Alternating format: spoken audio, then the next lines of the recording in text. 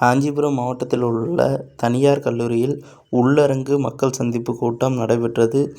அதுலேயும் விஜய் அண்ணா ஸ்பீச்சு எப்பவும் போல் டிஎம்கேயை டார்கெட் பண்ணி பேசியிருக்காரு.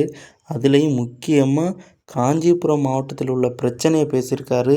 அதில் இந்த நெசவாளர்கள் பிரச்சனையாக இருக்கட்டும், அப்புறம் பாலாறு மணல் திருட்டு பிரச்சனையாக இருக்கட்டும், அதுவே ஒரு 4000 கோடிக்கு மேலே மணல் திருட்டியிருக்காங்க என்று சொல்லியிருக்காரு. அப்புறம் இந்த கரூரில் நடந்த பிரச்சனையை அட்ரஸ் பண்ணியிருக்காரு. ஏன்டா இந்த விஜயை தொட்டோம், ஏன்டா விஜய் கூட இருக்கிற இந்த மக்களை தொட்டோம்னு நினச்சி ஃபீல் பண்ணுவீங்கன்னு சொல்லியிருக்கிறாரு. அதுலேயும் குறிப்பாக அதில் ஒரு டைலாக் ஒன்று சொன்னார். பழைய படம் டைலாக்காக, குறி வைத்தால் தவற மாட்டேன், தவறுமானால் குறியே வைக்க மாட்டேன் என்று சூப்பராக சொல்லியிருந்தாரு. அந்த டைலாக் எனக்கு ரொம்ப பிடிச்சிருந்துச்சு. போலீஸ்கிட்ட பர்மிஷன் கேட்டிருக்காங்களாம். பர்மிஷன் கிடைச்சோன்னையும் வெளியில் வந்து எப்பவும் போல் மக்கள் சந்திப்பு நடைபெறும்னு சொல்லியிருக்கிறாரு. தேங்க்யூ.